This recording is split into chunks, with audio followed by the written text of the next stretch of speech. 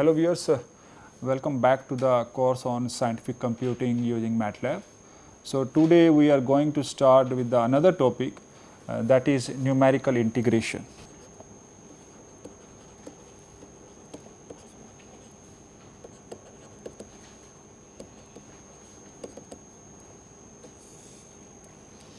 So in this case, suppose we have an integral from a to b f(x) dx. So this is a definite integral.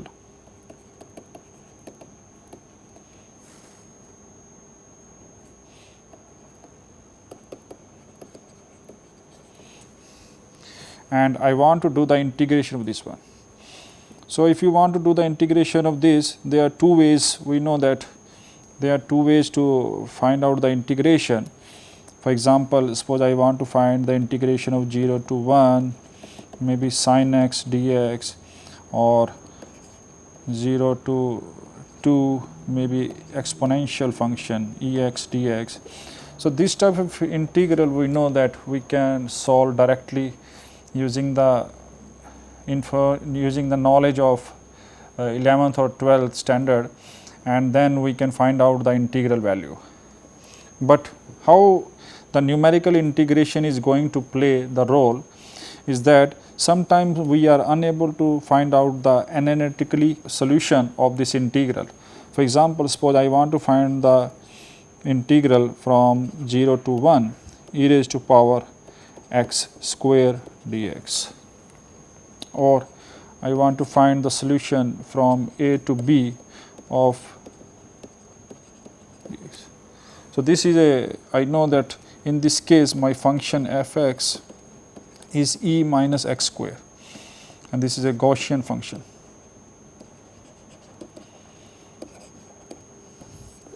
And we know that this type of integral is used in the normal distribution whenever we deal with the distribution theory. So in that case we have to find out this type of integral whenever we are dealing with the normal distribution, and the integral value is find from the distribution tables. So this type of integrals we are unable to solve analytically. So in that case we can find the solution, we can solve this integral numerically. So this is the motivation that why the numerical integration is needed. Or in that case I can say that suppose I have a value of x that is given to me in the discrete form. So I have the value of x at, suppose it is given at 0, 0.1, 0.2, 0.3, and suppose it is 0.8, 0.9 and 1. Suppose this is the value of the x is given to me, and the value of the function is given to me at this point. So suppose, so this is, I call it x0, x1, and this is my xn. So in that case I have the value y0, y1, y2 and so on yn. So in this case I have the value of the function in the discrete form, because this integral is in the continuous form, but here the function is given to me in the discrete form. So in that case now I want to do the integration of this function. So how we can find out the integration of this function when it is given in the discrete form? Then we have to come across the numerical integration. So this is the way we can find the integration numerically for such type of function. Now, so I have an integral I, this is a definite integral. So and I want to evaluate this one.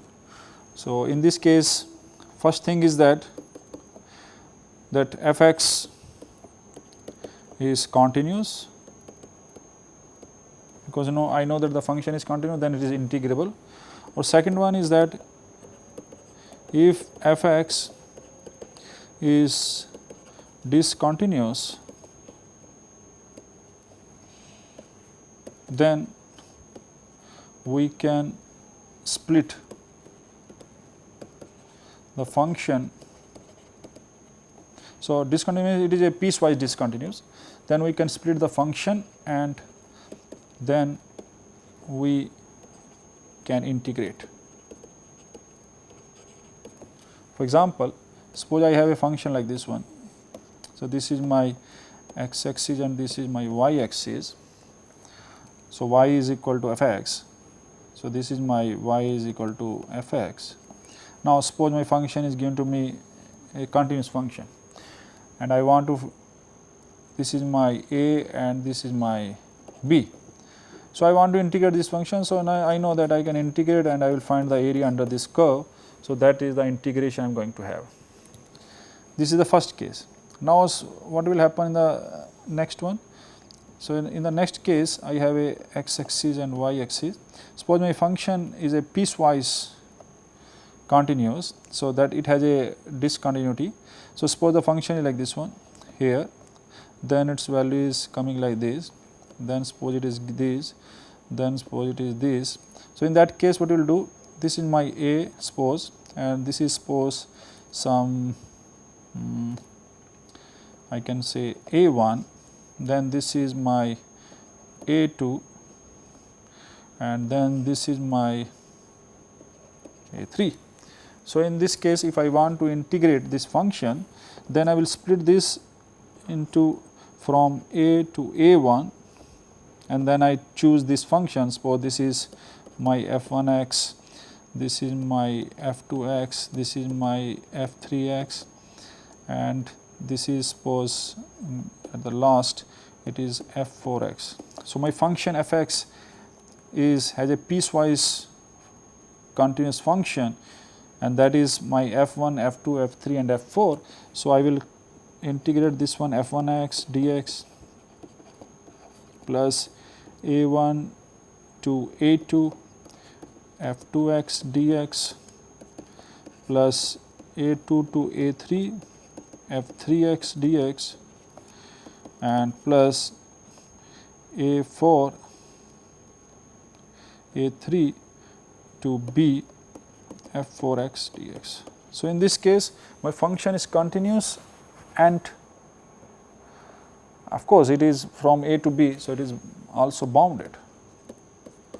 So, only then we can say that this function is integrable, but it is a continuous in the closed interval. So, it is automatically bounded. So, maybe you can skip this condition.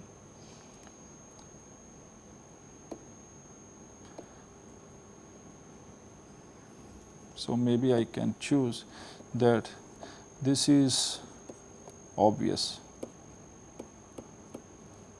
for continuous function in closed interval.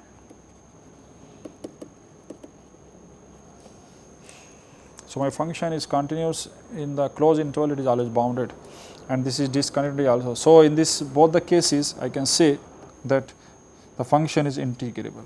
So, my function can be this way or this way, it is integrable. Now, what are the conditions we have to choose for numerical integration? So, that we have to do. Now, we assume that, so for numerical integration,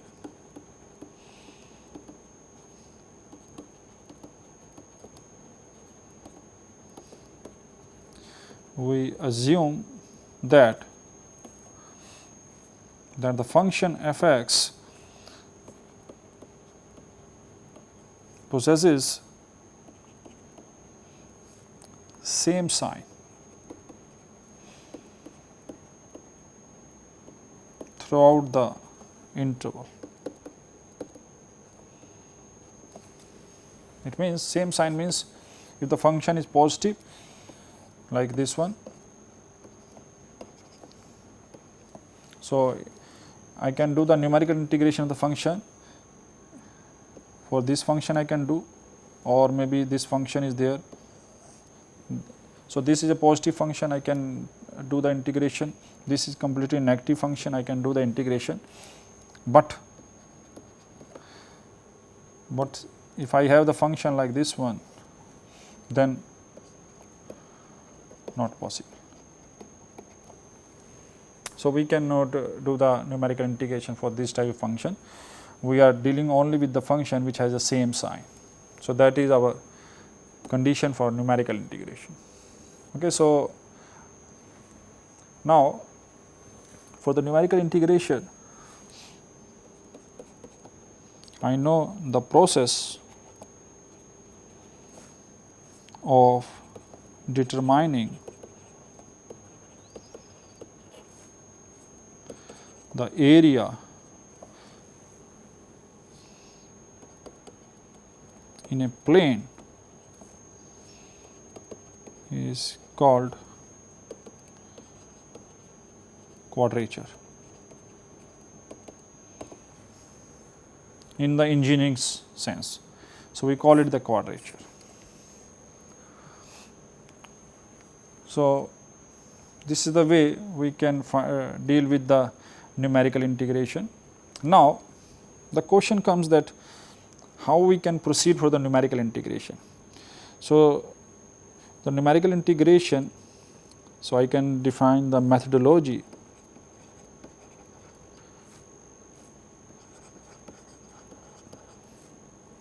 for numerical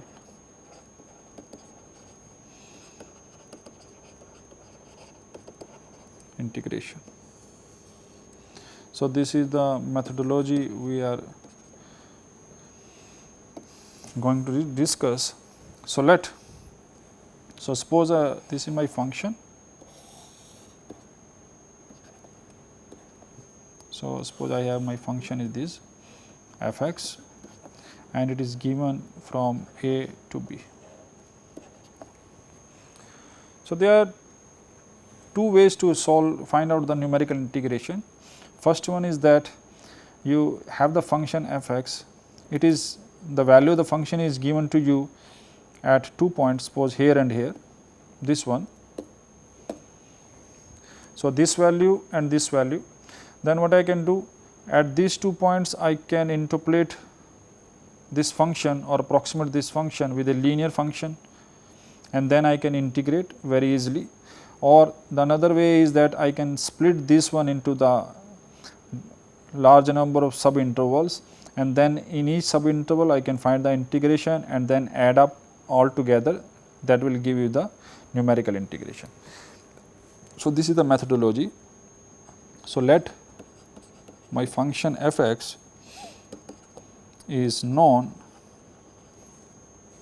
at x equal to a, at x equal to b, and n minus 1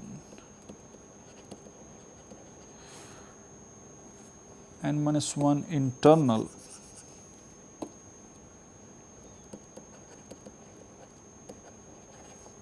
points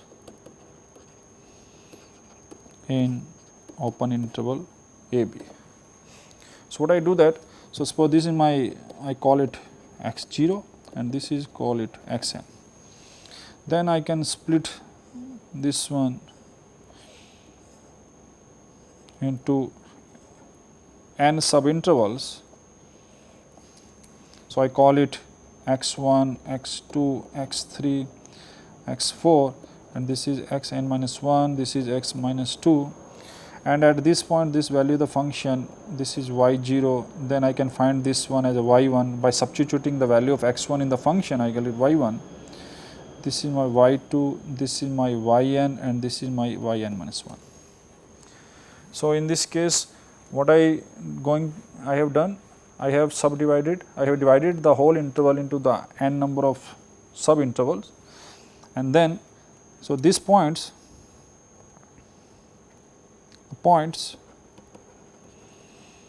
x 0, x 1 up to x n are called nodal values. So, these are the nodal points. Now, in each of the sub interval, so suppose I have the sub interval now x 0 to x 1, this is my one of the sub interval, then x 1 to x 2 and this one. So, I can find out the solution, because basically for integration I need to find this area. So, I can find this area here, then I can find this area, then I can find this area, then I can find this area, and all together I will add all this one and I will get the solution for this integration.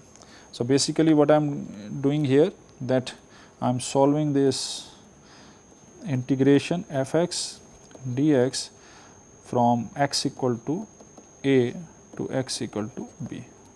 So, this is we are going to find out for this type of function. Now suppose, so how we are going to do that one? Suppose somebody ask me that how we are going to find out this interval, this integral, the Gaussian function, and I want to find the integral of this one, or a general function.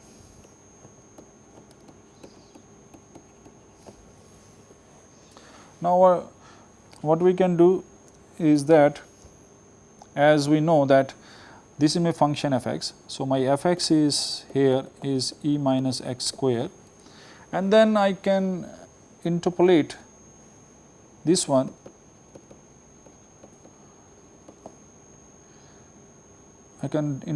approximate, maybe I should write approximate. So, I can approximate this function with polynomials, and then I can integrate, because I know that the polynomials are very easy to integrate. So, I can approximate this function with a polynomial and then we can find. So, that is we know that we can fit a polynomial or a quadratic function for any of the function f x, and then we can integrate for that one. So, that way we can do. So, for example, I have a function from x equal to a and this is x equal to b, and suppose I have a function like this one. So, in this case I can do that, I can subdivide this one into n subinterval. So, this is my x0, this is my x1, this is, suppose I take x2, and in the end this is my xn, this is suppose xn minus 1. So, what I can do is that this is my value is given to me. So, between these two values I can approximate this function by a polynomial or by a linear function like this one, or I can also approximate this function by a linear function, this also by a linear function, this also by a linear function, and then this area I can find, I can integrate and I will get this area very easily. I can find out, because then it become a trapezoid, and then I know that how to find the area of the trapezoid. So, this way I can find out the area under this curve, and that is the integration. And if you see from here, then this part if you see, so this will be the error in this, because in this is the approximation. So, in this case we are also introducing some error. So, this will be the error. Or somebody says that okay, instead of approximating this function with a linear function, I can approximate this with a quadratic function. So, in the quadratic function I can for the quadratic function I need 3 points. So, I suppose I choose these 3 points and I represent this function with a quadratic function, or these 3 values I can represent by this value. So, basically what we are doing, we are splitting the whole domain into subdomains which have 3 points here, then 3 points next, the next 3 points in this way, and then we can approximate the function with a quadratic function. So, this is my quadratic function.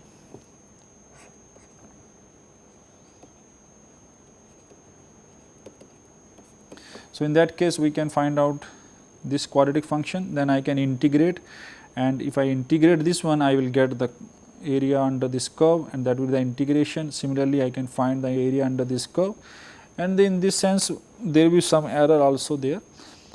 So, this way we can find out. So, the given function can be approximated with large number of functions which are very easy as compared to the function we are easy to evaluate or we are able to find the integration. So, this way we can find out. So, we can go with the very basic rule. So, that is called the rectangular rule.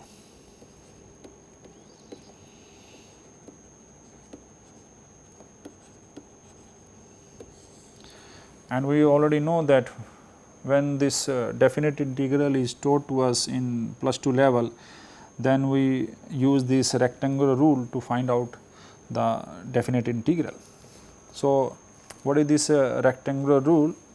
So, in the rectangular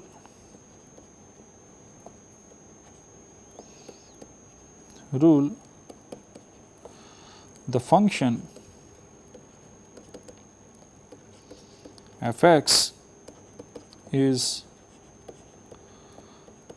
approximated by a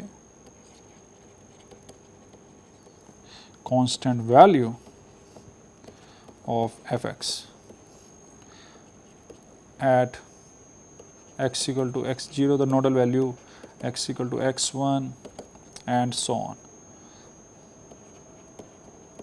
So, in this case, because this nodal value I know the value of the function, so we can approximate the function by constant value of the function in the first interval, the second interval, the third interval, and so on.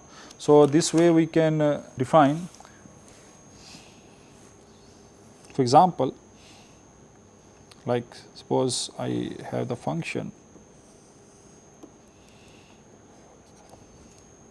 So, this is my function is given to me. This is my x is equal to a, and this is my x is equal to b. Now, I will split this one. So, first thing is that I can approximate this function by value of the function here that is given to me. So, this is my y 0, and this is suppose my y, I can write a, and this is y b if I have the two values. Then what I can do, I can approximate this function with a straight line. This is. So, this is the value of the function. So, here what I am doing, I am approximating the function by the constant value given at x equal to a. So, this is a rectangle, if you see this is a rectangle, and I can find the area of this rectangle. So, the area of this rectangle will be length into breadth. So, from here I can say that the length will be b minus a into y. So, that is my area. So, that we can do, but in this case if you see the error is quite large. So, to reduce the error, what we can do is that instead of this I will split this one. So, again I am splitting this one. Let us plot again, and then I am taking is equal to x a, then this is x 1, x 2, x 3, and suppose x n. Now, in this case I will approximate this function from here to here in this subinterval. I will represent this function with this one. Then I will represent this function by this way. The third one is I will represent the function by this, then I will represent this function by maybe next one, and so on. So, I will get the rectangles for this one, and then I can find the area of this rectangle, because the area of the rectangle is very easy to find, and then all together I will get the approximate value of the integral for the given function. So, this is the rectangular rule. So, let us take a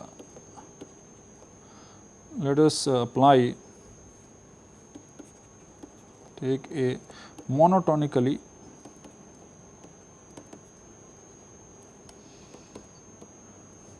increasing or decreasing function. So, for example, suppose I take the first one,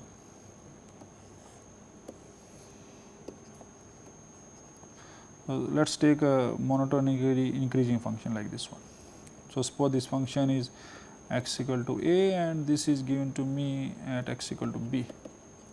So, in this case I will split this one into the n sub interval like this one, and then you can see that. So, this is my x. So, I will call it x0, I will call it x1, x2, x3, x4, and the last one I call it xn. So, I have a n plus 1 number of points, n plus 1 nodal values with n sub intervals. And how we can find this one? Just take b minus a and divide by n for the uniform. So, that will give you the n plus 1 nodal values. So, I can say that this is uniform nodal values. The distance between two nodal values is constant in this case. So, that is a uniformity. Now, what I can do is that, so I will approximate this function with the left value. So, suppose I take this value, then this, then this, then this, this. So, this value I just take the left value, and if I find out the integral, so I will get these areas.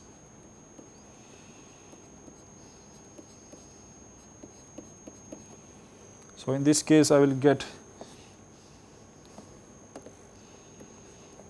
from x0 to x1 fx dx. Now, I have approximated the function by value at x0. So, this integral become x0 to x1 and fx is just y0 dx. So, it will be y0 and this will be x1 minus x0. So, if it is a constant, then we call it h, the interval sub interval length. So, this will be b minus a by n. Okay. So, that is the value. So, I call it y naught h. Then I can find out the integral in the next sub interval fx dx, and in that case I am choosing by y1. So, if you see from here, this will be x1 to x2 y1 dx. So, this will be y1h, and same way we can go. So, in the end, if you see, this is n minus 1 to xn fx dx. So, this will become y n minus 1 into h. So, if I want to find the integral from a to b of this function, then we can add together. So, this will be equal to y0h, y1h up to yi minus 1h. I can take the common h. So, this will be y0, y1 up to yi minus 1. So, this is what I am doing is, so this is called the composite.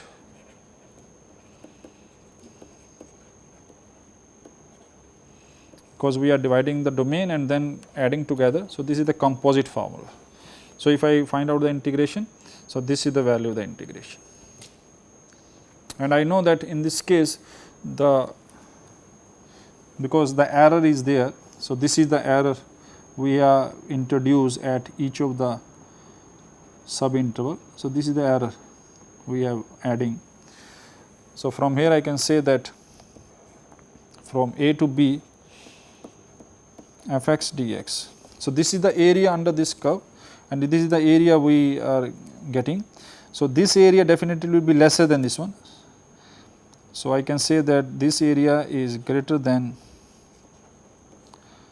y0, y1 up to y n minus 1.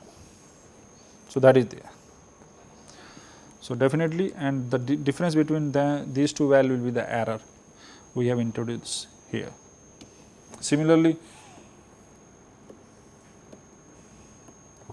I can define the monotonically decreasing function. So, in the decreasing function,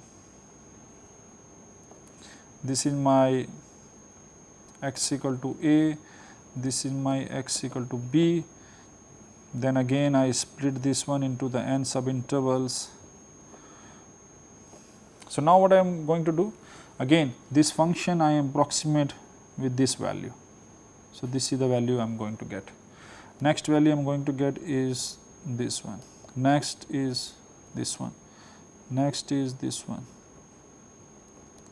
and so on. So, in this case also we are approximating the function with this rectangle. Now, this function is approximated by this value.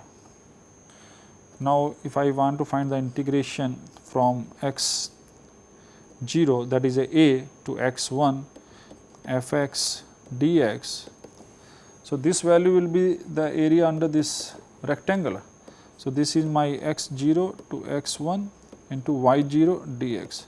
So, this is y 0 into h. So, this is my y 0 value. Then next is y 1. So, in this case also the composite value or the composite value will be again y 0 plus y 1 plus y 2 and y n minus 1 into h. But here now this area is definitely lesser than the areas we are taking for this rectangle. So, this is the extra area we are adding for this one. So, from here I can say that from a to b f x dx, this is the integration we are getting. So, it definitely will be less than y 0 y 1 up to y I minus 1 h. So, this is the way we can define the rectangular ways to find out the numerical integration for a monotonically increasing or decreasing function. So, this is just a preliminary work we can do for, or a basic work we can do for the numerical integration for a given function. So, we will stop here today. So, today we have started with the basic concept of numerical integration, and we have discussed that how we can approximate the given function with the rectangular values, and in the next lecture we will continue with this one. Thanks for watching. Thanks very much.